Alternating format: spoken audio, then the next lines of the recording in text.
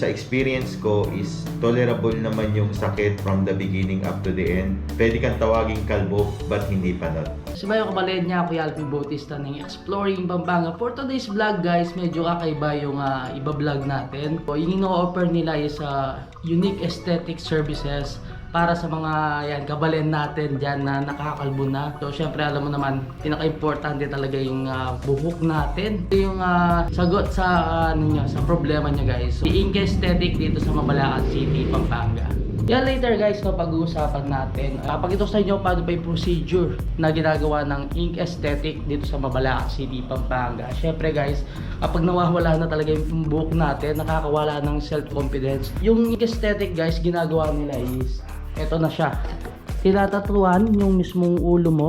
And syempre may iba-ibang type din naman ng natin, airlines na ginagawa nila. So types of airlines.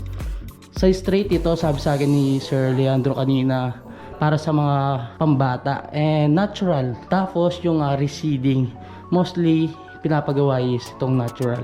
Hello po sa inyo mga kabalen. Ako po si Leandro, aesthetic technician ng Ink Aesthetic. Kami po ay nagre-render ng service sa mga taong may problema sa kanilang balding problems. Ito po yung ginagawa na tinatawag na SMP or scalp micropigmentation. Ito po ang makabagong solusyon sa mga taong nakakalbo upang magmukhang full-setted hairball nila, ngunit naka-close buzz cut.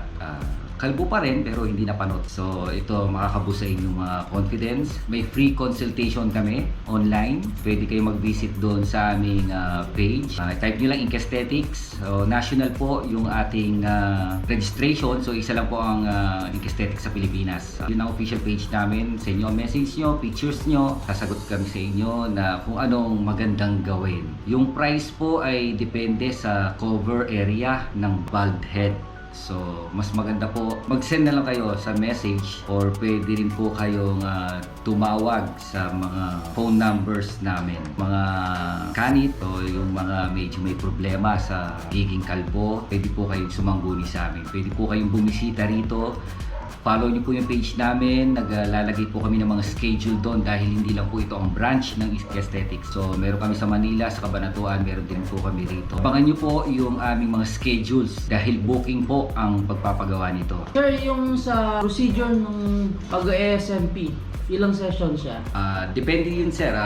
Meron na kasing scale ang balding, ang baldness. So ang tinatawag na yung Norwood scale or yung male pattern baldness stage. So yung hindi masyadong malala, 2 sessions. Yun naman mayroong mga alopecia universalist, yung talagang totally bald.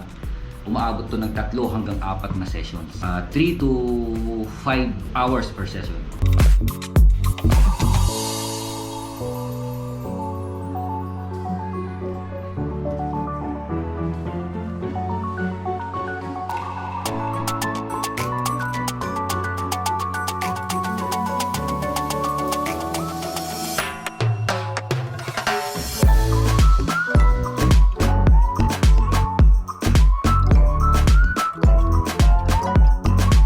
Nga pala si Jonal, isang seaman. Before is ako ay isang kalbo. Inaahit ko lang palagi yung buhok ko. Then tuklasan ko yung bagong SMP ngayon na technology.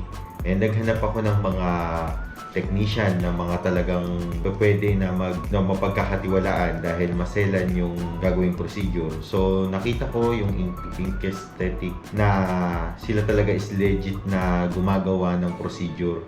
Meron silang 2 session. Yung sa experience ko is tolerable naman yung sakit from the beginning up to the end. Overall, ngayon na ako ay na SMP na mas mabubus yung confident mo. Pwede kang tawaging kalbo but hindi panot. Experience ko sa service ng Ink Aesthetic is talagang very legit siya. Si Sir Leandro, very accommodating and very professional. Kung masasabi ko kung talagang gusto nyo nang naghahanap kayo ng legit na pwedeng paggawa ng SMP, marerecommend ko yung Ink Aesthetic dahil talagang legit siya at mahirap magtiwala sa mga hindi kilala or yung hindi mga authorized maggawa ng procedure. Ang kagandahan sa Ink Aesthetic is sila is gumagawa ng repair. Kung talagang yung mga SMP na mga hindi maganda ang pagkakagawa is sila is nagkakandak ng repair via laser. Narinig naman natin si Sir Leandro and yung ginawa niya ng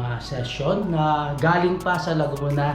Talagang dinayo niya si Sir Leandro o yung Ink Aesthetic dito sa Mapalacat City, Pampanga para yan mapa-SMP yung head niya dahil nga nakakalbo na siya. Sabi niya kanina, pwede kang tawaging kalbo pero hindi ka pwedeng tawaging banot. Napakaganda ng result, talagang makikita mo na parang may buhok ka so hindi siya alata na tattoo. Sa mga kabalen natin dyan na nakakalbo na and then naghanap kayo ng solution, pwede yung kontakin ng Ink Aesthetic dito sa Mabalacat City, Pampanga. Yun guys, hanggang dito na lang. Don't forget to subscribe, like, comment, and click the notification bell para updated kayo sa lahat ng videos ko. And of course, huwag niyo kalimutang i-share ang video to para malaman ng mga ibang kabalen natin dyan itong Ink Aesthetic dito sa Mabalacat City, Pampanga. So sa mga friends nyo, mga family nyo na medyo nakakalbo na, so ito na yung solusyon sa problema nyo. Until our next vlog, peace out!